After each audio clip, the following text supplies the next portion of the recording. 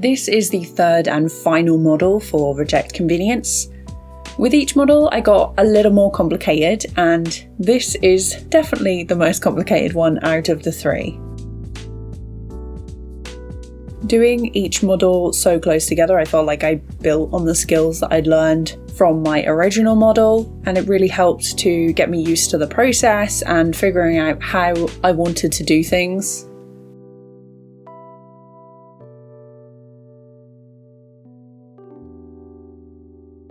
So far, my favourite bit of making these models has been the design process and modelling the hair. I think for the next models, I like to add in ponytails and see how I could rig those to move with the character. I haven't actually animated my original model yet, so that is on my list too.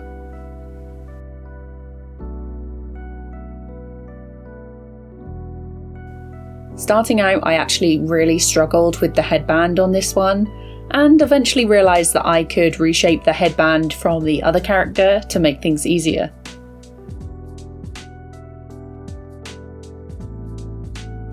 If you think about how time-intensive 2D is, and how you have to find ways to speed it up, reusing assets in 3D is exactly the same.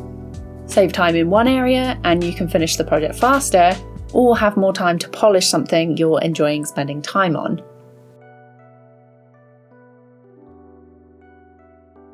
I started using sculpt mode a lot in the last two models, adding creases to the hair and arranging the extra strands in a way that looked good but also matched with the design.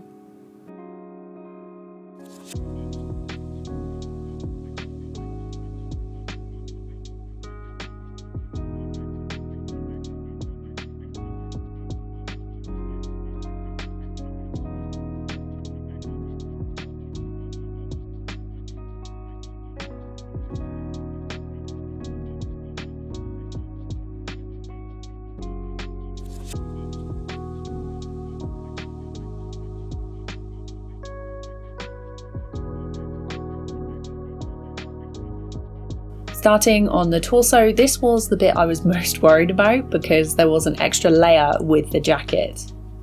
I started out with the main body and arms as though I was making a normal character, and the design was only going to be something simple like a t-shirt or the dungarees from the previous model.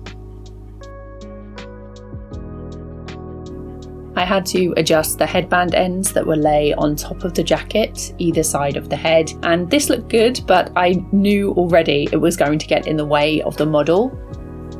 These loopy sections were actually cut from the final model in Reject Convenience's video, and honestly, good choice because they were going to be a bit of a pain.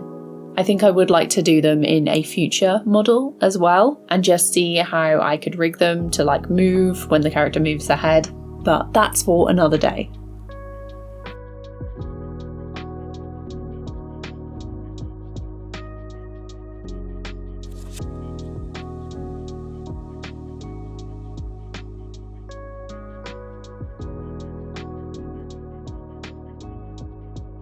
Next came the legs and feet. I had to rotate a lot in this model to get the right thickness in the legs and figure out how to attach them to the torso and belt.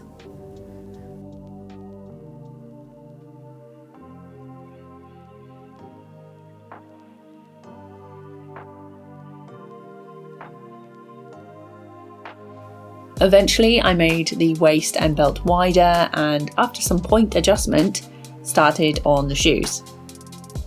I tried to get the detail on the sole of the shoe, like my design, but in the end I went for a flat sole like the other two models before it, just so they could all be nice and cohesive.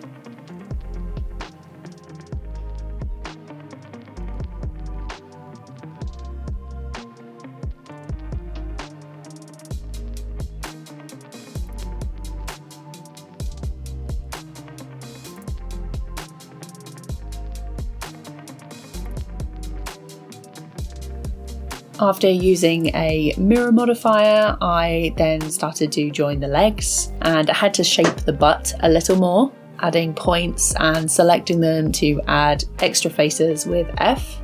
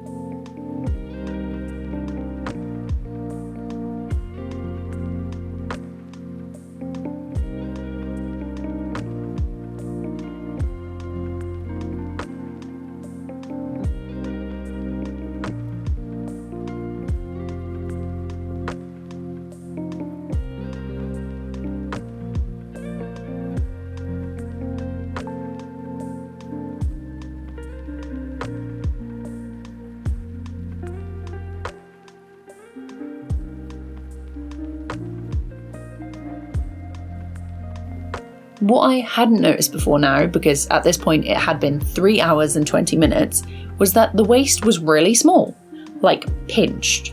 Where were her internal organs? Gone. They must have been vacuum sealed in there like a foam mattress you order online and have to deflate over 24 hours. Unfortunately, at this point I still hadn't noticed. So I moved on to adding the arms to the torso. I selected the faces, inset the selection, and then created a circle with loop tools. The arms were then extruded out to the sides with extra loop cuts for the elbows, and then scaling down the final point at the wrist, ready to add the rounded cube hands, which I joined with a Boolean modifier. To make the jacket, I chose face select and added everything that would be included in making the jacket. I used Shift D to duplicate and then P to make the selection its own object. Scaling it up and out, I gave it a bit of separation from the main body, and it would also allow for me to use the solidify modifier and make it a bit thicker without cutting into anything else. After a few minutes of staring at the model and figuring out what was wrong, I decided that the sleeves weren't working, so I deleted those and started making the origin point of the sleeves wider, extruding to the elbow and then widening the sleeve even more at the bottom by selecting and dragging some points down. One thing I regret about this model is extruding the jacket so that it doubles back on itself in the sleeve.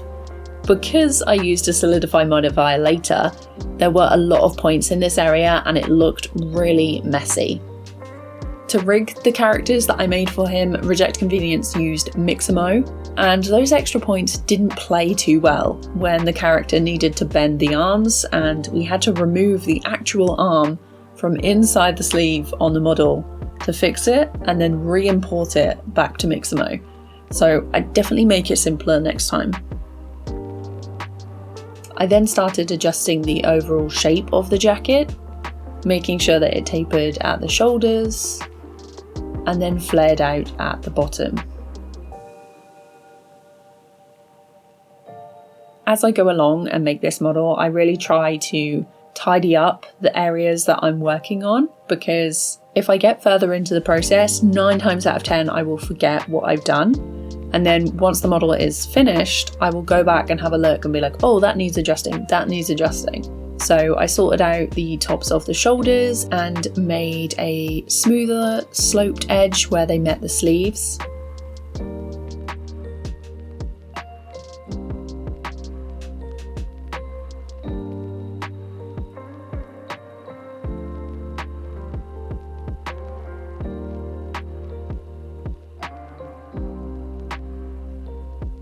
Next was the part that I'd been dreading, the collar.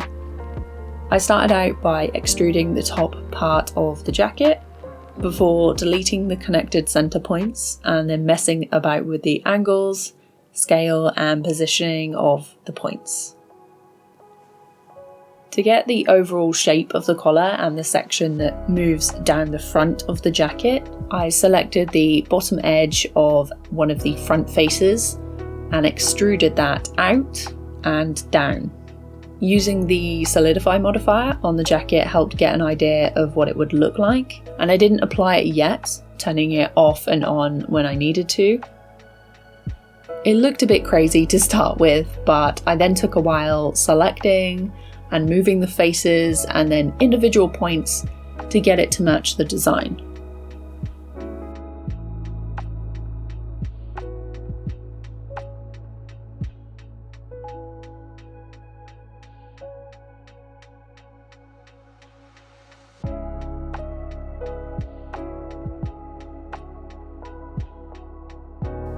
Once I was happy with the overall shape, I had to select the vertices of the collar and the edge of the jacket and then use F to create a new face between them. It didn't take long to clean up the rest of the points and make sure I liked the positioning from all angles. Honestly, the jacket was a lot smoother to make than I thought it was going to be, which was a big relief. And at this point I was really pleased. I was so excited that I had managed to make something this good when like a week or two before I had never done anything more complex than the log I made for the animation loop in Blender to demonstrate grease pencil.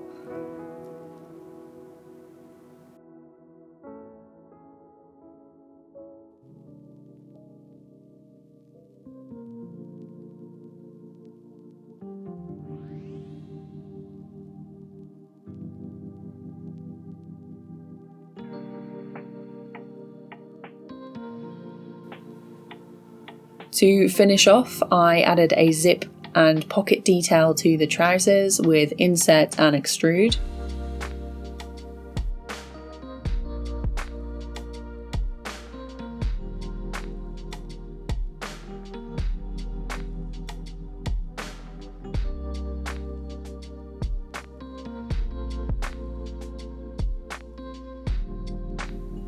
Then I adjusted the hairband pieces that hang over the front of the jacket, which didn't end up being included in the final model.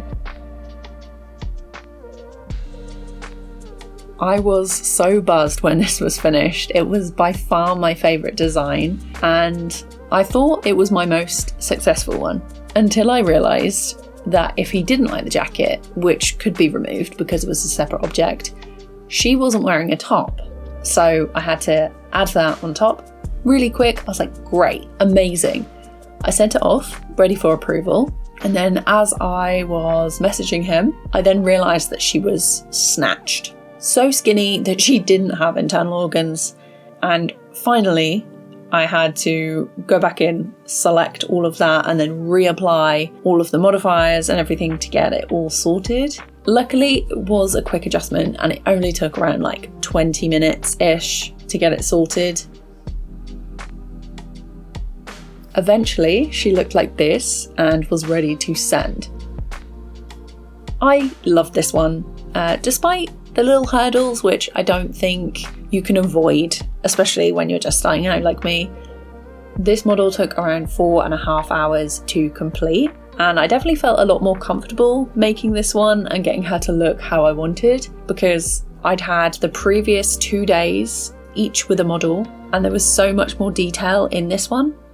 I do wish I'd added in details on the sleeves with the knife tool and then extruded for reject convenience to texture, but I'm not quite sure it would fit with the block colour designs he's gone for with his own character and the previous 2 that I had made him.